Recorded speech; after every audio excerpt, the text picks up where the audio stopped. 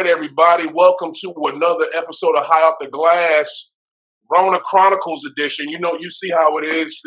Y'all, when you see the background, when you see the man cave / garage, you know what we're doing. We're doing Rona Chronicles. We got another awesome guest today. This is my guy right here, y'all. I tell you one thing. I'm so glad I met this brother. This brother has looked out for me. He's been great to me since I met him, and he is on the cusp of cannabis in the state of Missouri, everything that's involved with it.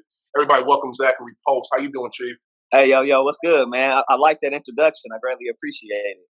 Thank you, man. but I'm doing good, man. I'm doing good. Just maintaining, bro, through all of this COVID-19 and all the craziness that the world is under.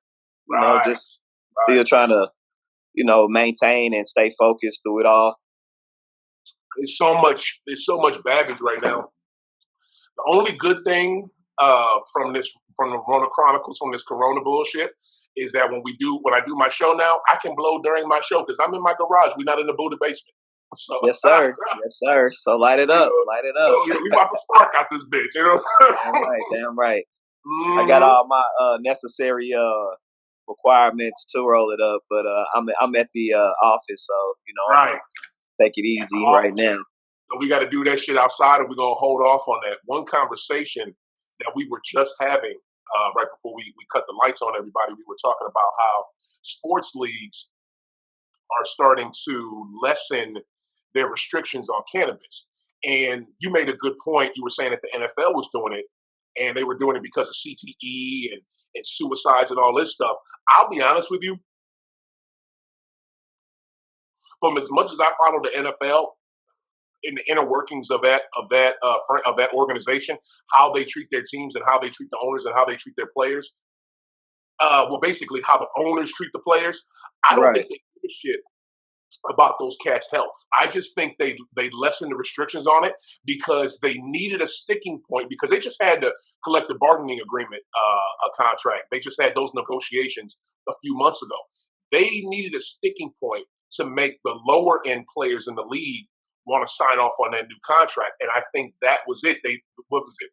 And we're going to have a whole nother game, which veteran players don't want to do because that's more wear and tear on their body. But the younger players are with it. That's a whole nother $100,000 for them.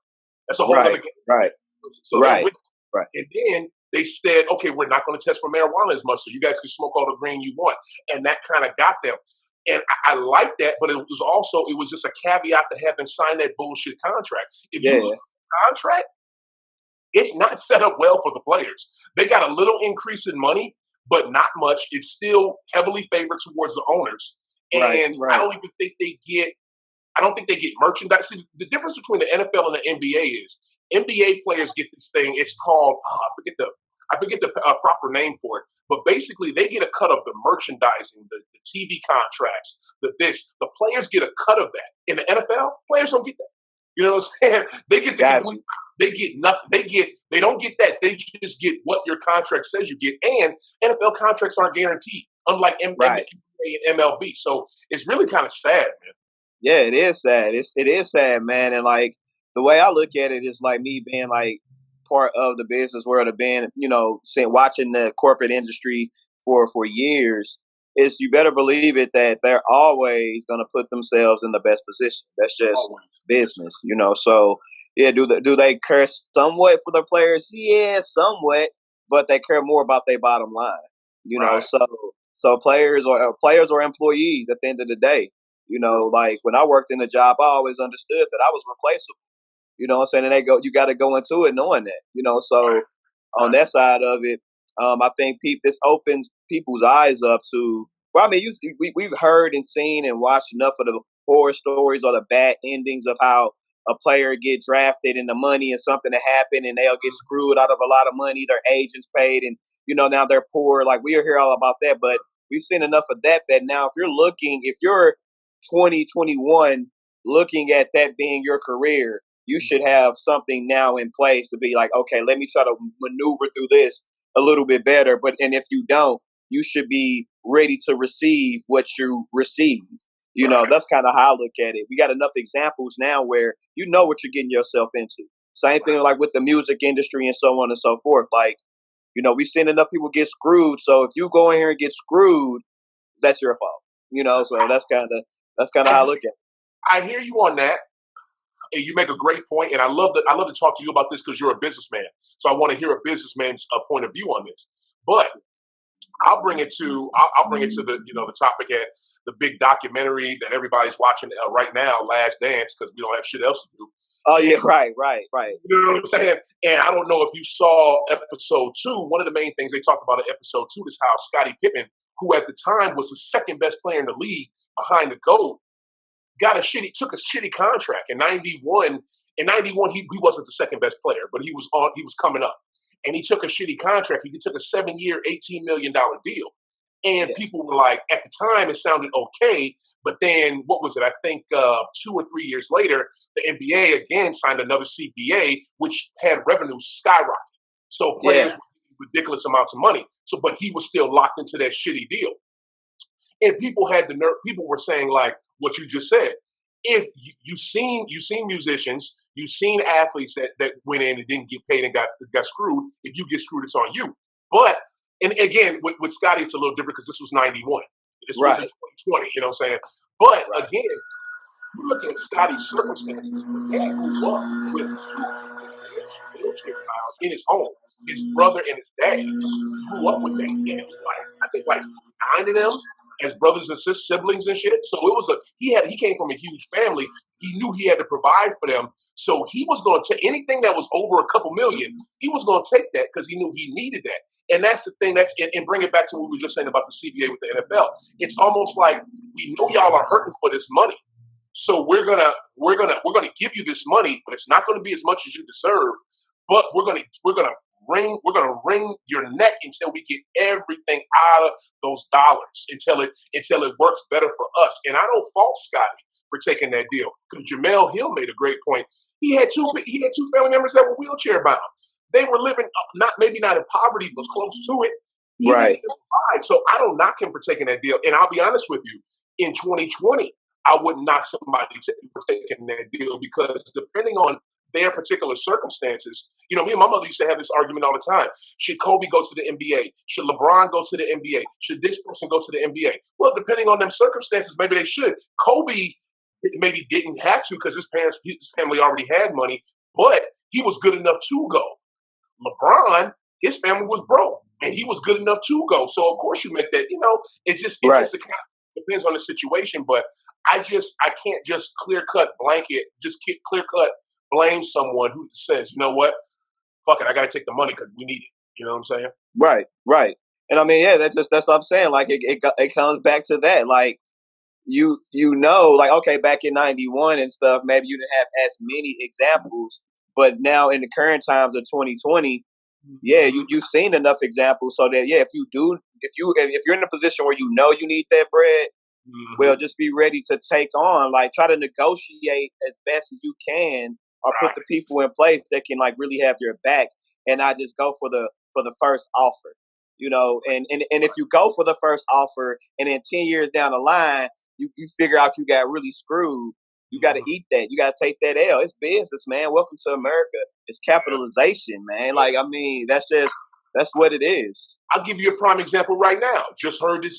This just happened to one of the biggest hip hop artists out right now, Meg Thee Stallion. Yeah, She got yeah. caught. She got caught up with what was his Jay name? Prince. No, was it? No, it wasn't Jay Prince. It was the other cat. He used to play baseball for the Red Sox. He started at what's his name? His name starts with a C. Oh man, I just read about this stuff. Anyway, the ex Red Sox baseball player started the record company. I guess he's from Houston as well. Started a record company, signed Meg to this fucking deal that is like blanket, clear cut. You cannot move unless we say so type shit. So now she's stuck. And my thing is, number one, I don't blame Meg all the way. I blame the record company. I know it's a business, but I mean, y'all can't do some type of way to get this woman some type of publishing or some type of rights to her shit, something. You know what I'm saying? And it's happening right now in 2020. It's crazy, bro. Yeah, yeah. Well, I mean, it goes back to this. You can't.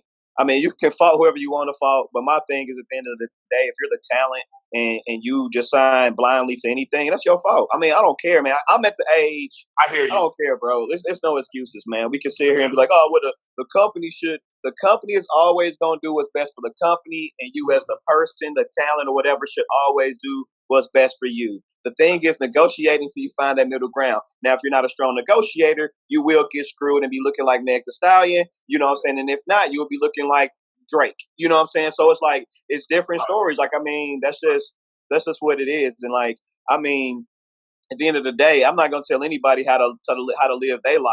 You Mm-hmm. know, because we all have free will.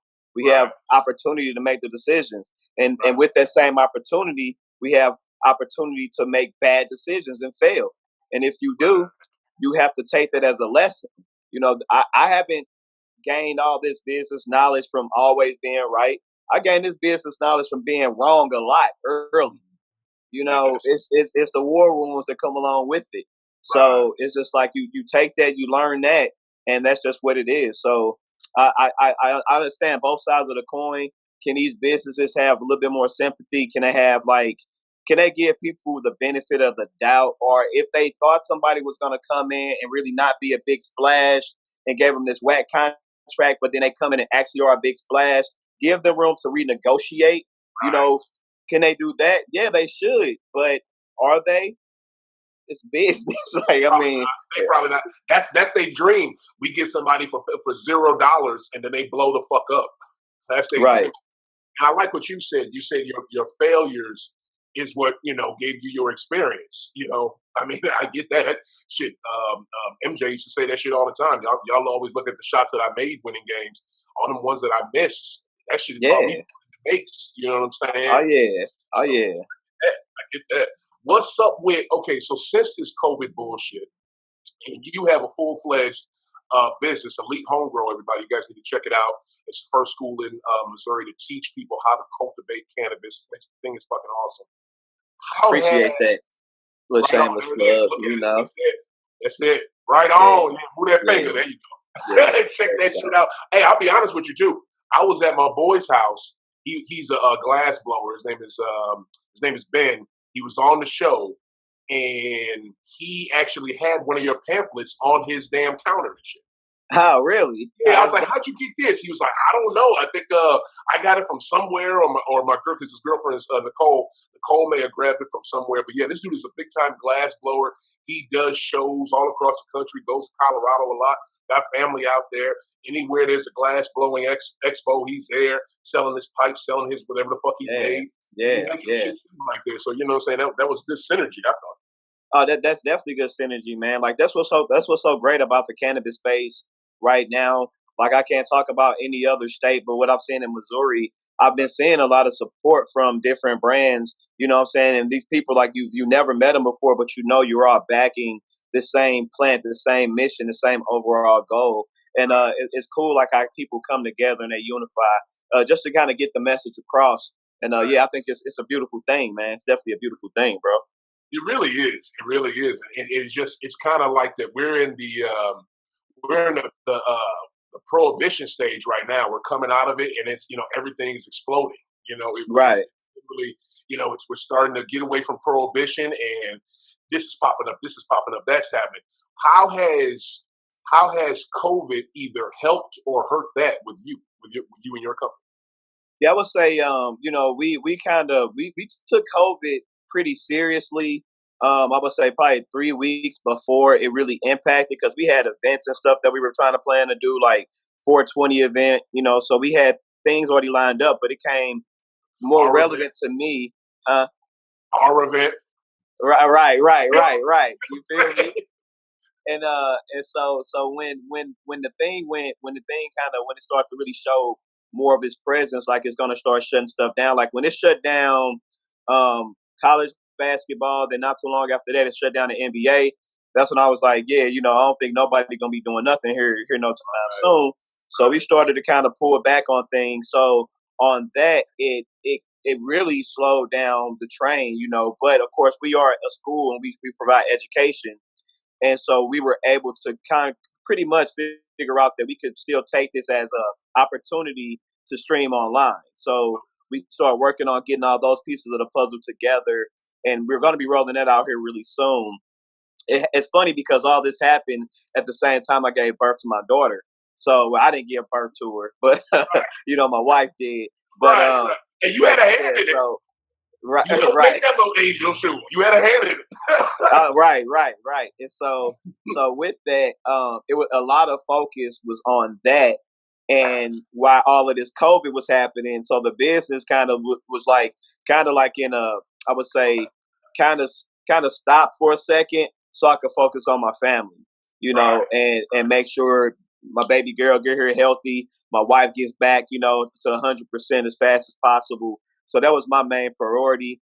And now, since that pretty much we got a better grip and balance on that, it's time to go ahead and really turn the switch back on to Elite, and really provide this education for the people, because they're still calling us, they're still emailing us. They want the classes. They also are people starting to do their own grows, so they have questions about issues that they may be having, and tons of different things. So it slowed down initially. Like, I think it kind of shook everybody initially, but Mm-hmm. then we just adapted to it pretty fast. Mm-hmm. So we're just in a place where we're just adapting to it. And of course, when things get back to normal, eventually they will, and we'll go back to normal. But as we slowly figure out what this new normal is, Elite, we're just going to evolve with the new normal. So whatever the state wants us to do in order to be safe and sanitary, we're just going to abide by that, but still provide things online when we can.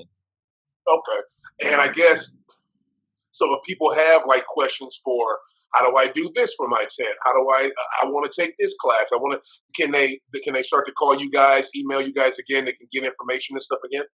Oh yeah. That's what they've been doing. They've been hitting us up that way. But here soon, they're gonna be able to actually book a class that's streaming online, so they'll be able to pay for it through the website and things of that nature. And like if they want to book us for a tent setup and things of that, like actual services at their home, they'll be able to do that via the website here Oh, within about a week. So we're still working on all of that on the back end. But yeah, we're still driving forward, man. We have different things that we have going on that we're really excited about. So this hasn't stopped anything on our side. that's beautiful, man. You like a damn chameleon, boy. You just keep changing and you keep going. I love it, man. I love it. Back in Hey, the elite, boy, they fucking chameleons. hey, the way I look at it, man, is COVID-19 is no different from any other challenge that a business has. Okay, Right. yeah, it's a little different. Yeah, it's an unprecedented time. But Yeah. what I mean by challenge is, if it wasn't COVID-19, it would be some other challenge that you have to push through anyway. Right. So it's just like, this is just another challenge as a business that I have to work through. And then after we work through this, guess what? It's going to be another challenge that we have to work through. And we're just going to keep working through challenges. That's what makes a good business. What makes a bad business is a business that can't work through challenges, and then they become a non existent business, a business no more. Right. Longevity happens because you are able to change with the times. You have to be able to do that as a person and as an establishment, because nothing ever works out the way that you plan it is. And, nothing's perfect. So you always have to know in the back of your mind, I'm going to have to do something different at a point in time here. It's not always going to be smooth, I love that. so I love that answer. That makes 100% sense. 100% sense that you have to have a backup plan. You always have to. yeah. I love that. And this is my question. Me personally, I got questions about the classes. Which ones? Which ones are you going to have here coming up? And are you still doing the investing in cannabis stocks? That's the one personally I want to take. Oh yeah, for sure. That class right there, man, has been getting a lot of buzz, especially now. And I've Okay. been telling everybody that I've been talking to, like, if they can invest, if they've been wanting to invest, this is probably the best time that they'll have in decades to get into the market, What? right? So yeah, Best time to huh? what? You said best time to what? To get into the market, into the stock market, and to invest, that Yeah. you will have in decades. I mean, we Oh, haven't decade. seen the market bottom out like this since what, 2009. Mm-hmm. So So with that being said, it's a lower buy-in and you have more room to grow your investment versus getting in when it's normal and you have a shorter window to grow that investment. Wow. So I always encourage people, especially right now. So yeah, so get back to answer your question. Yeah. Yes, that class will be happening. We will be streaming that class Viva online, and we're thinking we're going to be using the Zoom platform. Okay. At first, I wasn't going to use them, but then my website hosting, they actually made it easier to use Zoom. They kind of integrated into their background, so it's like Wow. it just makes sense. It's an easier way to kind of set it up with our current website. Nice. So we're going to most likely be using Zoom, but we're going to have our investing in cannabis class. We're going to have our growing cannabis class, and we're going to have our cooking with cannabis class. So those are so those are going to be the ones that we're going to be streaming Viva Zoom. And like I said, that schedule should be out within a week or so. When we actually have the schedule, people can sign up and actually book those classes and just get ready for that action, get ready for that learning experience. That is beautiful. That is beautiful. When we do those classes too, or when people take them, do you have to do it live, or is it something where you can as long as you pay for it, you can watch it whenever, or how does that work? With that, I think it's two different ways we can do it. Like the way Zoom has it right now, it's going to be like Viva Live. So, and that's kind of the way that I want it anyway. I want the person to feel like kind of like it's the same way of them taking one of our classes. Like when we have that class in the physical sense, it's Right. on that particular Saturday at that particular time. They come and they do it and boom, boom, boom. So, but we are working on something where it's not a class, but it's like a class, but it's more like, how can I say? It's like a hub of shorter videos that people can have access to once they subscribe. Yeah. So we're still working on that on the back end where they'll subscribe to the website and then they'll have access to all these different videos that we cover cooking, we cover growing, we cover investing, and they can have access to those videos via the platform. Yeah, so that's one thing that we're working on. But right now, what we're going to be rolling out is live classes. Okay, man. That sounds good to me. It sounds like you got both of your bases covered, man. I try to, man. Yeah. I try to be, man. Yeah. It sounds like you got both of them covered. How did 420 go for you? 420 was cool, man. It was definitely not what I had initially planned for 420. Right. Um, but of course, we being who we are, we kind of was like we adjusted to the COVID-19, so we threw a 420 virtual party. Which you were there, you chimed in. We had your logo in the background. You know what I'm saying? Appreciate the love. Thank you. Oh yeah, all day, man. We stay ready with the house, the glass. Oh, right You on, feel me? right on. There it is. Yeah, High flash, y'all. yeah, so with that being said, man, it was cool for what it was. Now Right. I feel like it could have been better if we would have put more time to planning it for the virtual world. Because we did Facebook Live versus IG Live, and I Okay. feel like we would have got more traction if we went IG Live. But Yeah. we partnered up with it was just a different way we did it, but it still came out really cool. We got a decent amount of views. We got some interaction, and Okay. hey, we were able to smoke. We are listening to some great music by DJ Cuddy. You know what I'm saying? We was in his lab cooking. You Cuddy know what I'm was doing his saying? thing. Yeah. So with He that, was man, going and shouts hard. out to DJ Cuddy, man, because he came through. I would say when it comes to like IG or like social media DJing, his backdrop, man, is untouchable, man. Like the presentation that he has with the turntables, he's the Yes. best thing that's cracking, man. Like from other people that I've seen, like he really got it set up really nice. So that was one reason why we wanted to, hook up with him and do the virtual 420. And it came out cool, man. I had a good time, man. Of course, blew a lot of smoke and was super duper high. So hey, we accomplished what we wanted to accomplish. I mean, that's what it's supposed to be about any fucking way. That's what the whole thing is for. You know what I'm saying? Right, right. My takeaway from it was I liked it. I had fun. It was a fun vibe, and more so, man, I was like, look at this man. Look at Zach. Look at Cuddy. These cats were given like just a whole bunch of lemons, like a few weeks before a major fucking holiday for smokers for us. We're just throwing a bunch of fucking lemons or a bunch of dookie and like, hey, do something with this. You know what I'm saying? Right. Oh, what the fuck we supposed to make something nice out of shit? You know what I'm saying? Right. Right. Literally some shit. It made it to a little dope ass little virtual party. I didn't know nobody else doing that. I didn't hear about nothing else. It was y'all doing it, and I appreciate the love y'all gave to us. But more so, y'all made something happen out of that. So props to y'all. You know what I'm Hey, saying? thank you, man. You know, Yeah, we try to be, innovative when we have to, man. Because we know, like you said, for the smokers, this is a big 420 is a big holiday, and yeah, that's medicinal side, recreational side. It's still the day that we take to celebrate this plant. right. And hey, and if we all locked in quarantine anyway, it's a perfect time, like just to do a virtual Yeah, smoke out. So yeah, why not just do it that yeah, way, man? So it was cool, man. It was really like it was quick. It was thought out. We just planned it and just boom, boom, boom, yeah, and yeah. but it came out. It came out really, really cool, man. I had a great time, and it was probably one of the best hour and a half shows on 420 in Missouri. I can guarantee that. Oh You know what hell I'm yeah! I saying? to be honest with you again, I think I didn't hear about any other ones in Missouri.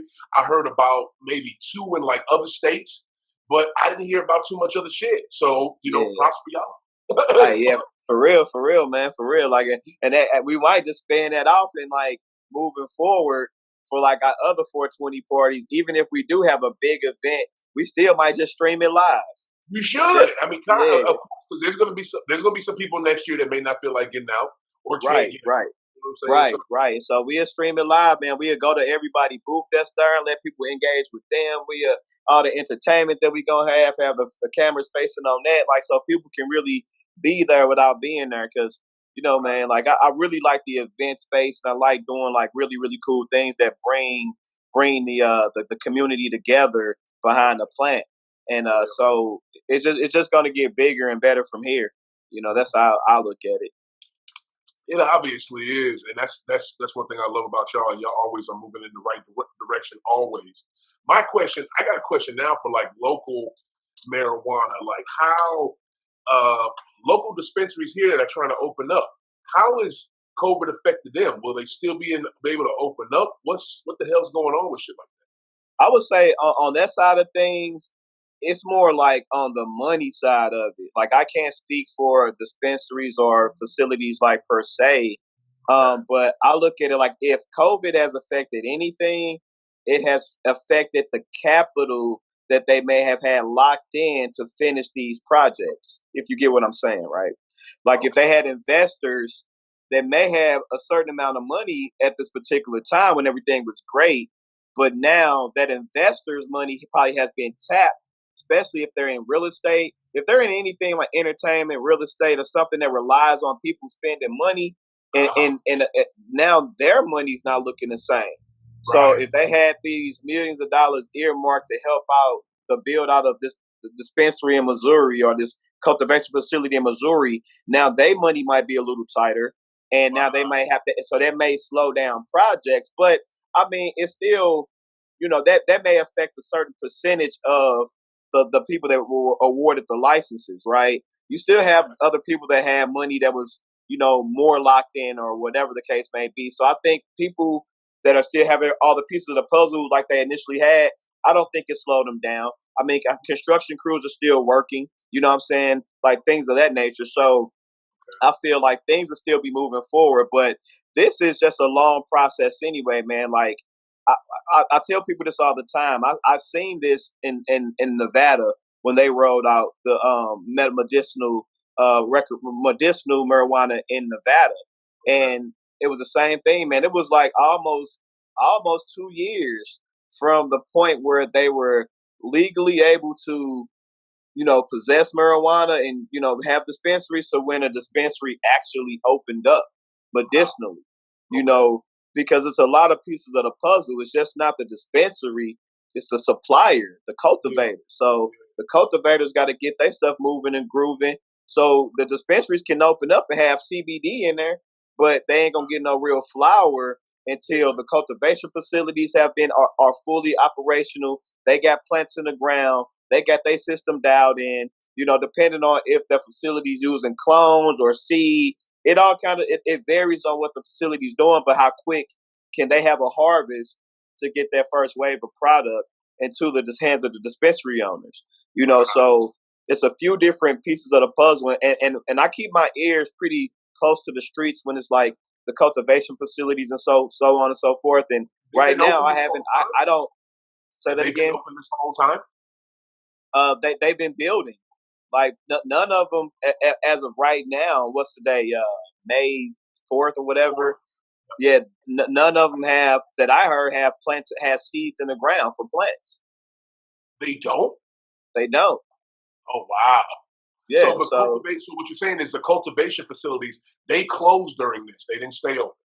now I wouldn't say they closed. It was just like when this happened, they weren't open anyway. They were still building and laying foundation, running electricity, running plumbing. Like they're Mm, still doing that. They're still right. doing that. So Okay. they're not they haven't shut down, but because they were never open.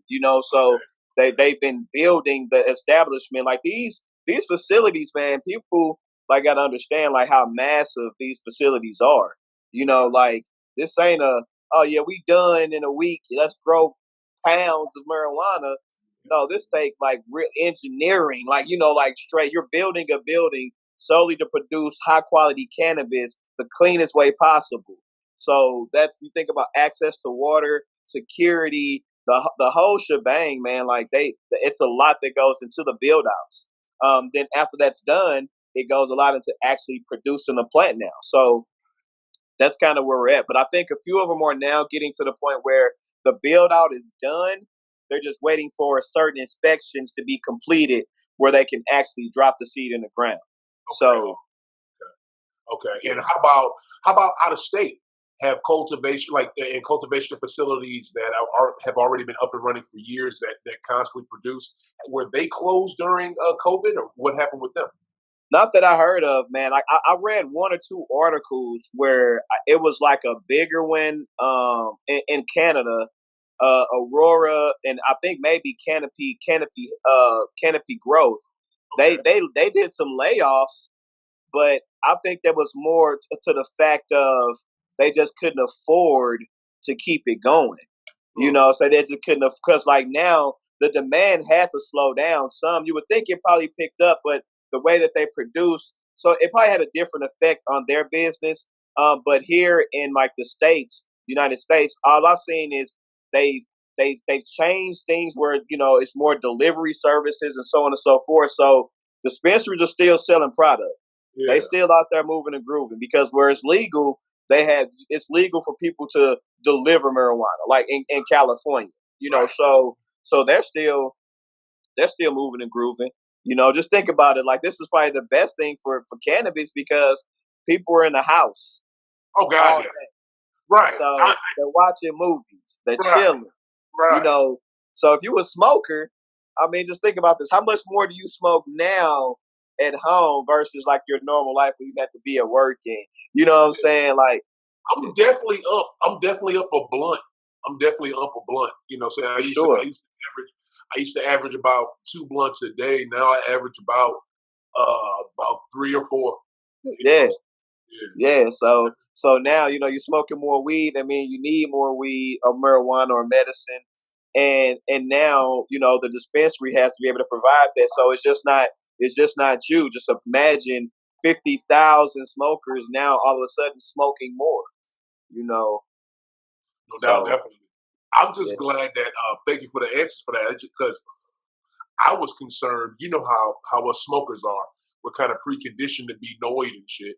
You know what I'm saying? Yeah, Certain things. You know what I'm saying? for sure, And the for one thing, sure. but you know what? The one thing with me with marijuana, and this is me personally. I was never scared to be out in public smoking it. I was never scared to have it with me. I never felt like I was doing something wrong. I never felt like this was a bad thing. Every time I smoked, I always felt like this is okay. And I never got in trouble for smoking. You know what I'm saying? Yeah, yeah. I had respect for it, and I knew when, and I knew when to do it and when not to do it. You know what I'm saying? How to Right. do it and how not to do it. But with this COVID shit, you know what I'm saying? I was on some, oh Lord, how is this going to affect our industry? How is it going to affect the Right. flower? How Right. are we going to be able to get from A, B, and C? Still going Yeah. to be able to get to us people who need it. Yeah. Yeah. Yeah. So I feel like COVID it has affected a small percent. of the overall cannabis market, and mainly for capital on projects and things of that nature. But if you're already established business that's known, you're probably doing some numbers right now. You know, you're probably doing some numbers right now. You know, yeah. So that's what it is. That's very true, man. This shit is crazy. And to go back, the other blessing from COVID, because you got to find silver linings and shit. This is a You huge one have for you. to. You mentioned before, man. You just had a baby, man. What you have? What your boy, girl? What Yeah, I had a baby girl. Her name there is you go. Venom. I know. Yeah. I just, we gotta tell the people and stuff. Oh, for sure. Yeah. Yeah, baby girl, man, beautiful baby girl. She came a month and a half early, so we had to do Wow, the NICU and the whole shebang. that was a blessing. Yeah, yeah, getting through that whole thing, especially when you add COVID on top of that, Right, man, right. it was crazy going to like the NICU every day, for like about 3 weeks, almost to a month. You That know, is. we spent the night down there. When was your baby born? Which hospital? She was born at Barnes, Children's Hospital downtown. Oh, Well, she was Grant. on Kings Highway, Kings Highway. Oh, Children's Hospital around Kings. Yeah, right next to BJC. Okay, yeah. Yeah, My yeah. daughter was a NICU baby, and she was born at Mercy. Okay, got you. Yeah, yeah, Yeah, yes, I sir. know about the NICU life, man. Props, man. Yeah, I appreciate it, man. It's definitely It is. it was definitely a different experience from the birth of my first daughter. You Right. know, It is. yeah. It is. So It's a huge difference. I want to shout out to all the NICU hospitals across the country for what you do for them parents and for them kids, especially what you do for them babies. Man, I tell you one thing. I don't know how they treated y'all at Children's, but I've heard only good things about Children's. But the way they treated us at Mercy NICU, it was something special. I mean, the people looked out for us. They looked out for our child. They understood yeah, that we were so, you know, nervous and worried and wanted to know about every motherfucking thing. You know what I'm saying? They took care of us, you know what I'm saying? yeah, Like yeah, yeah, I really appreciated them to the utmost extreme. Like for sure. they were great. Oh yeah, man. Hats off to them, man, because yeah, they have a hard job. You know, Right, like they have a hard job, but the way that they composure and the way that they know. That's just one of those things where I feel like a lot of the staff there, especially the NICU, at an earlier age in that person's life, they probably knew that they wanted to work with children, and they mm-hmm. nurtured that desire, and it shows in their end game. You know, it's not just a money grab or a hot industry that a bunch of people are just chasing. I feel Right, like it's a lot of people that really work in the NICU, and they sought out the NICU for passion for children, right, and it really carries over to the way that, like you said, they treat the parents, right. and the most important, how they treat the child and nurse them back to health, in the rapid speed. You know, like it's a beautiful thing, man. It's It a really is. blessing, definitely a blessing, man. I'm glad that you were able to, because when my child was first born, I had that little bit of what is it called when the post when you get to be off the maternity time. I had a little bit Yeah. of maternity leave, but you having this extended time, I'm so happy for you, man, just to be with her every day. Like Oh yeah. how that I know it's been you gotta have it feels different than with your other children.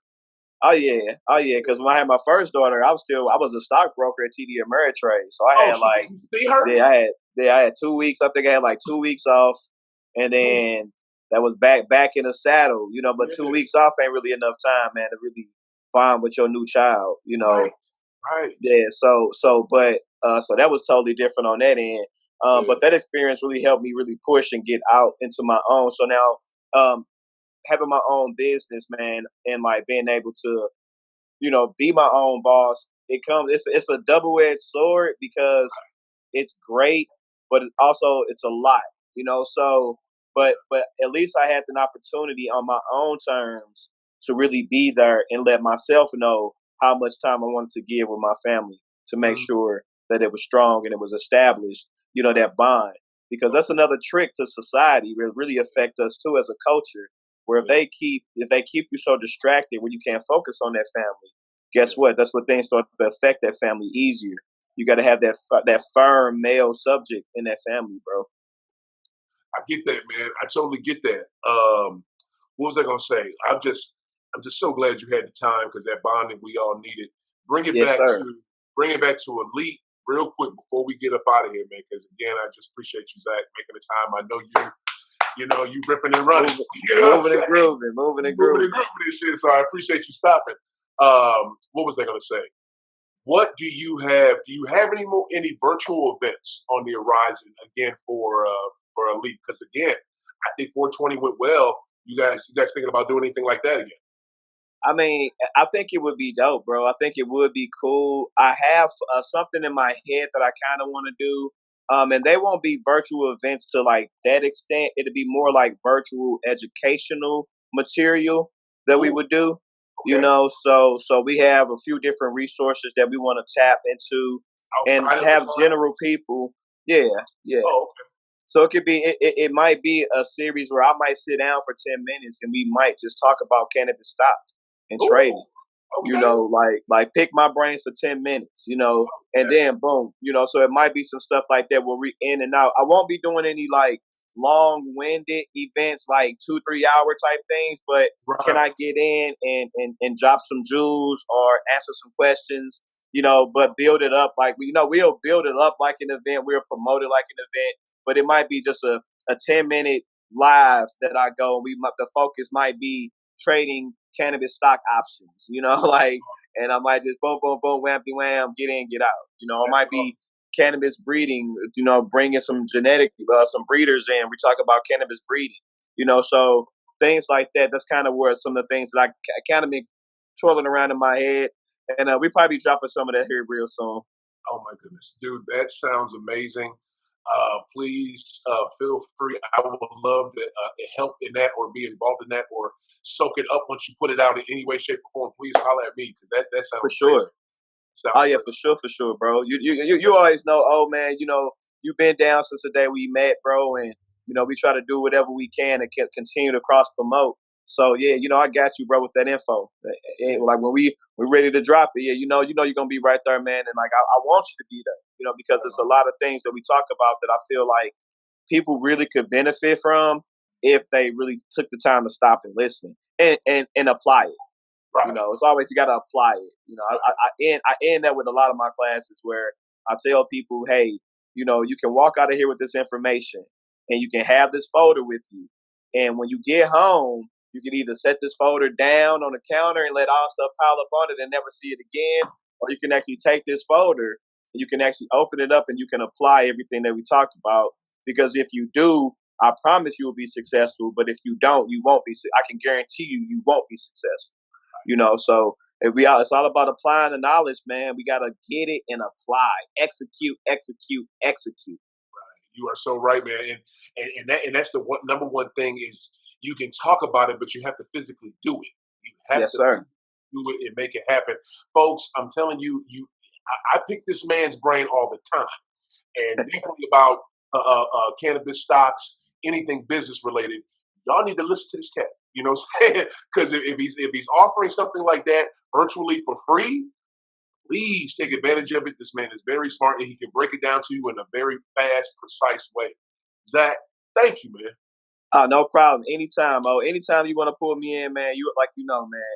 I got you, bro. Just let me know if I got I'll rearrange my schedule and we'll make it happen, bro. We sure will, dog. So I appreciate what you're doing too out here, though, man. Being an outlet for business owners like me within this cannabis space, man, locally, man, and nationally, and hopefully globally one day. But giving us a voice because you ask us questions that most people don't ask us, and we get to actually a chance to open up and tell a little bit more about ourselves. Things that I tell you about. Nobody asked me about how my daughter was doing. Most people don't even know I had a daughter. You know what I'm saying? Right, They just think I'm right. just out here doing weed, doing Yeah. cannabis all day, every day. Like I got family, man. Like I got a lot of stuff going on. So thank you for taking the time to get to the core and actually, ask some real questions, man. Man, Zach, no problem, man. Thank you so much for that. That was big right there. What you just said. I appreciate it, and I appreciate you because that's you doing that. And I like to reach people on another level. It's not just the business level or this or just the top, just the basketball level. This is more underneath that. You know what I'm saying? So let's Yeah. talk about it too. And thank you for making time for us, man. We appreciate Uh, you. no problem. No Yes, problem, big sir. old man. No Can't wait problem, to bro. have you back, man. Holler back at me. Hey, everybody. Appreciate y'all joining us for these Brona Chronicles, volume, whatever the fuck. But we had fun. That came through, made it dope. This is another episode of High Off the Glass, man. Y'all holler at us later. Get at Zach. Go to Elite Home Grow. Go to Elite. Shout out the website and shout out all your socials real quick. Oh yeah. The website is elitehg.org, and then you can follow us Viva IG at at Elite Home Growers, and that's for both social. That's for both Facebook and Instagram. I tell you one thing. Check them out, y'all, and you need to get a fucking Twitter page. Why do you not have a Twitter page? I mean, that's another conversation. Man, get in. Get a Twitter page. Hey, love you, man. Holla at me, take man. it easy. For All sure, right, for bro. sure.